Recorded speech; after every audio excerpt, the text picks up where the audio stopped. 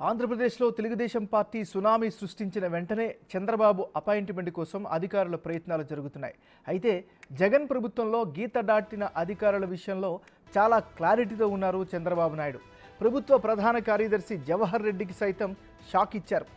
సెలవుపై వెళ్లాలంటూ ఆయనకు మౌఖిక ఆదేశాలు జారీ చేశారు. చంద్రబాబును కలవడానికి నిన్న వెళ్లారు సీఎస్ జవహర్ రెడ్డి. ఆయన్ని కలిసేందుకు ఇష్టపడని చంద్రబాబు 2.5 గంటలు వెయిట్ చేయించి 2 నిమిషాల్లోనే పంపించేశారు.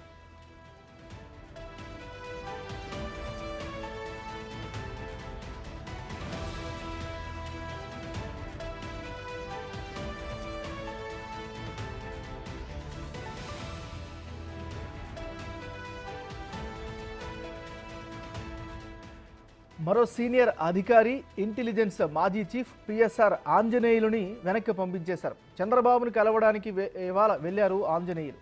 చంద్రబాబు అపాయింట్మెంట్ లేదని చెప్పడంతో ఆయన వెనక్కి వెళ్ళిపోవాల్సి వచ్చింది. సీనియర్లకే షాకులు ఇస్తుండడంతో జగన్ హయాంలో గీత దాటిన ఐఏఎస్ ఐపీఎస్ అధికారుల్లో టెన్షన్ కనిపిస్తోంది. చంద్రబాబును ప్రసన్నం చేసుకునేందుకు తంటాలు పడుతున్నారు.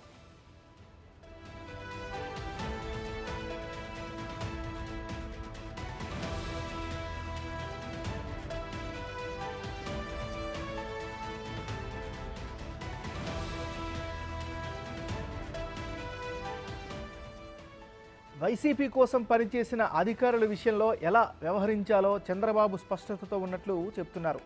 రెడ్ బుక్లో నమోదైన అధికారుల విషయంలో కఠినంగా ఉంటామని లోకేష్ ఇప్పటికే స్పష్టం చేశారు. మరోవైపు సిట్ చీఫ్ కొల్లి రఘురామరెడ్డిని అన్ని శాఖల నుంచి తొలగించారు. దీంతో చంద్రబాబు అపాయింట్మెంట్ కోసం కొల్లి రఘురామరెడ్డి ప్రయత్నాలు చేశారు. ఆయనకు చంద్రబాబు అపాయింట్మెంట్ ఇవ్వలేదు.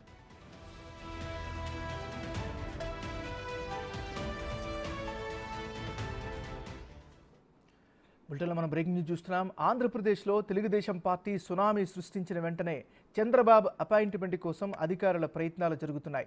అయితే జగన్ ప్రభుత్వంలో గీత దాటిన అధికారుల విషయంలో చాలా క్లారిటీతో ఉన్నారు చంద్రబాబు నాయుడు. ప్రభుత్వ ప్రధాన కార్యదర్శి జవహర్ రెడ్డికి సైతం షాక్ ఇచ్చారు.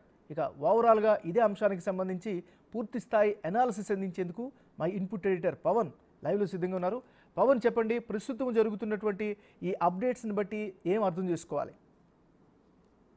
కాబోయే ముఖ్యమంత్రి చంద్రబాబు నాయుడుని కలవడానికి బ్యూరోక్రాట్లందరూ కూడా బారులు తీరారని చెప్పాలి. ఇప్పటికే అటు సిఎస్ జవహర్ రెడ్డి ఆయన ముఖ్యమంత్రిని చంద్రబాబు నాయుడిని కలిశారు. దాదాపుగా 2 గంటల పాటు వేచి ఉన్న తర్వాత చంద్రబాబు నాయుడు ఆయన్ను సిఎస్ జవహర్ రెడ్డిని కలిశారు. కేవలం 2 నిమిషాల్లోనే ఆ భేటీ ముగిసిపోయింది. అక్కడి నుంచి వెంటనే జవహర్ రెడ్డి అక్కడి నుంచి వెళ్ళిపోయిన పరిస్థితి. ఇక జవహర్ రెడ్డిని మౌఖిక ఆదేశాలు కూడా జారీ చేశారు. సెలవుపైన దీర్ఘకాలం సెలవులో వెళ్ళాలంటూ ఆదేశాలు జారీ చేసినట్లుగా తెలుస్తుంది. అయితే అటు చంద్రబాబు నాయుడు ప్రమాణ స్వీకారానికి జరుగుతున్న ఏర్పాట్ల వ్యవహారంలో కూడా జవహర్ రెడ్డిని జోక్యం చేసుకోకూడదంటూ ఆదేశాలు జారీ చేసినట్లుగా తెలుస్తుంది.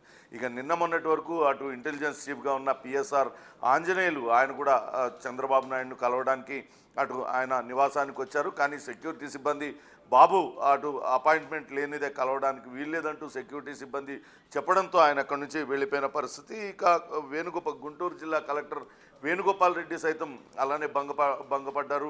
ఆయన చంద్రబాబు నాయుడును కలవడానికి ప్రయత్నించారు. కానీ సెక్యూరిటీ సిబ్బంది అపాయింట్మెంట్ లేనిదే కలవడం కష్టమంటూ చెప్పడంతో ఆయన కూడా వెనుదిరగాల్సి వచ్చిన పరిస్థితి ఉంది. ఇప్పటికే అటు సిట్ చీఫ్తో పాటు విజిలెన్స్ చీఫ్గా పనిచేసి అనేక శాఖలకు అధిపతిగా ఉండి అనేక కేసులు దర్యాప్తు చేస్తున్న కొల్లి రఘురామరెడ్డి అటు ప్రభుత్వం ఫలితాలు వెలువడి అటు టీడీపీకి పూర్తి ఆధిక్యం రాగానే చంద్రబాబు నాయుడిని కలవడానికి ప్రయత్నించారు.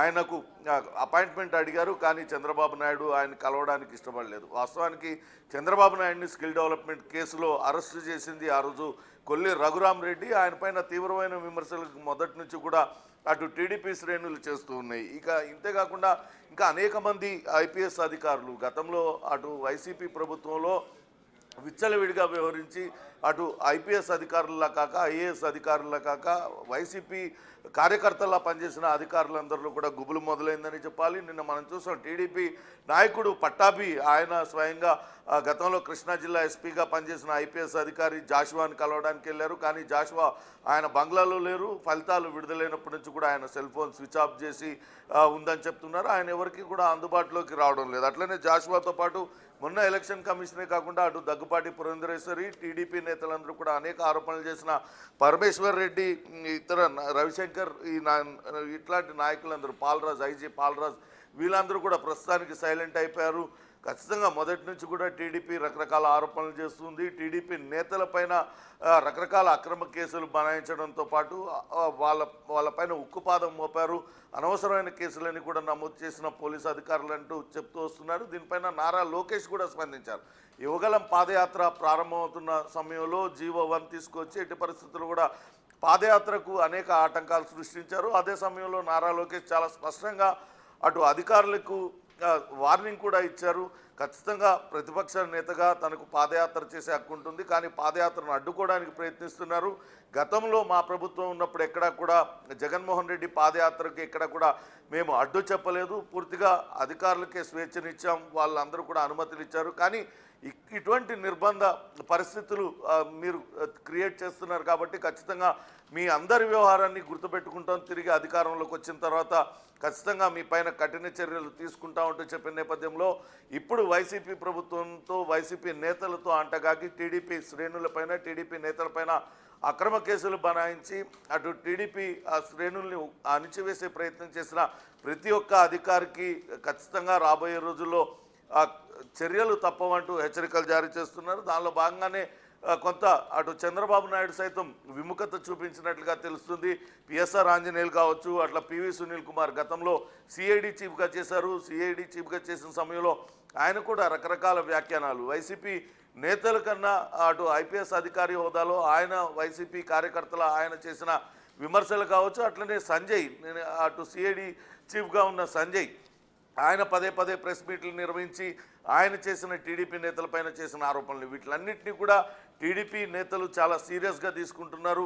గీత దాటిన అధికారులను ఎవరిని కూడా క్షమించే పరిస్థితి లేదు. వాళ్ళందరికీ కూడా ఖచ్చితంగా లూప్ లైన్కు పంపేయడంతో పాటు వాళ్ళపైన శాఖాపరమైన విచారణకు కూడా ఆదేశిస్తామంటూ ఇప్పటికే ఆదేశాలు జారీ చేశారు. మొన్న ఎలక్షన్ కమిషన్ కొంతమంది పైన చర్యలు తీసుకుంది, వాళ్ళపైన బదిలీ వేటు వేయడం, కొంతమందిని సస్పెండ్ చేయడం జరిగింది. అందులో బిందు మాధవ్ అటు పల్నాడు ఎస్పీగా ఉన్నారు, ఆయనతో పాటు అమిత్ బర్దర్, వీళ్ళిద్దరిపైన సస్పెన్షన్ను ఎత్తివేసింది. బిందు మాధవ్ ఇప్పటికే అటు చంద్రబాబు నాయుడిని కలవడానికి అపాయింట్మెంట్ కోరినట్లుగా తెలుస్తుంది. ఆయనకు మరి అపాయింట్మెంట్ ఇస్తారా లేదా అనేది కూడా వేచి చూడాలి. అధికారులు అయితే అటు చంద్రబాబు నాయుడిని కలిసి జరిగిందేదో జరిగిపోయింది అంటూ ప్రసన్నం చేసుకునే పనిలో పడుతూ ఉన్నారు. కానీ ఎక్కడ కూడా చంద్రబాబు నాయుడు ఆచితూచి వ్యవహరిస్తున్నారు. కేవలం కొద్ది మందికి మాత్రమే ఆయన తన వద్దకు కలిసేందుకు అవకాశం ఇస్తున్నారు. నిన్న సిఎస్ జవహర్ రెడ్డి కలవడానికి వచ్చిన సమయంలో కూడా అదే సమయంలో డీజీపీ హరీష్ గుప్తా కూడా అక్కడికి వచ్చారు. హరీష్ గుప్తాను వెంటనే లోపలికి పిలిచిన బాబు అటు సిఎస్ జవహర్ రెడ్డిని దాదాపుగా గంటన్నర పాటు ఆయన వేచి ఉండేలా చేశారనే విషయం కూడా వెలుగు చూస్తుంది. మొత్తం మీద అధికారులపైనైతే ఎవరెవరైతే గీత దాటారో అధికారులందరిపైన కఠిన చర్యలు ఉండబోతున్నాయి అనేది ఈ జరుగుతున్న పరిణామాలని బట్టి అర్థం చేసుకోవాల్సి ఉంటుందేమన్నారు. అంటే పవన్, ఒక విషయం చెప్పండి, అంటే ప్రచార సమయంలో లోకేష్ పదే పదే రెడ్ బుక్ను చూపిస్తూ ఇందులో ప్రతి ఒక్కరిని కూడా రాస్తున్నాను అని చెప్పారు. అది సీరియస్గానే భావించవచ్చా మరి ప్రస్తున్నటువంటి యాక్షన్స్ని బట్టి? ఖచ్చితంగా ఏదైతే యువగలం పాదయాత్ర కావచ్చు, అంతకుముందు ప్రజావేదిక కూల్చివేసినప్పటి నుంచి జరుగుతున్న పరిణామాలన్నింటినీ కూడా టీడీపీ శ్రేణులు పదే పదే ప్రస్తావిస్తున్నాయి. ఖచ్చితంగా ఇటువంటి నియంతృత్వ పోకడ కనుక పోవడం మంచిది కాదు. గతంలో అటు చంద్రబాబు నాయుడు ముఖ్యమంత్రిగా ఉన్న సమయంలో అటు ప్రతిపక్ష నేతగా ఉన్న వైఎస్ జగన్మోహన్ రెడ్డి రాష్ట్ర వ్యాప్తంగా పాదయాత్ర చేశారు. ఎక్కడ కూడా ఎటువంటి ఆటంకాలు సృష్టించలేదు. కానీ వీళ్ళు చేయబట్టిన ప్రతి కార్యక్రమానికి అడుగడుగున అవరోధాలు సృష్టించే ప్రయత్నం అటు ప్రభుత్వం పెద్దలు చేశారు. వాళ్లకు అధికారులందరూ కూడా యథాశక్తి సహకరించారనేది టీడీపీ నేతలు చేస్తున్న ఆరోపణ. యువగలం ప్రారంభమైనప్పుడు అనేక కేసులు నమోదు చేశారు. యువగలం ప్రారంభమయ్యి ముగిసే వరకు కూడా ప్రతి చోట రకరకాల నిర్బంధాలకు గురి చేశారు. కార్యకర్తల్ని ఆ యువగలం పాదయాత్రలో పాల్గొనకుండా ఎక్కడికక్కడ అడ్డుకున్నారు, బ్యారికేడ్లు వేశారు, చాలా చోట్ల అనుమతులు లేవంటూ అక్కడి నుంచి వెలగొట్టే ప్రయత్నం చేశారు. వీటిలన్నిటిపైన కూడా అటు లోకేష్ చాలా తీవ్రంగా స్పందించారు.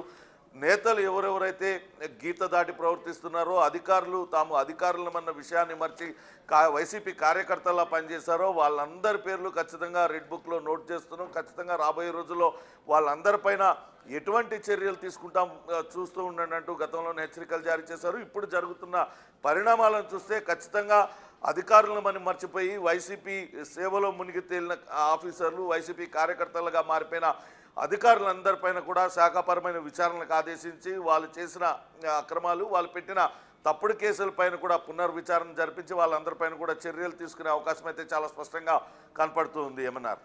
Right, thank you Pawan.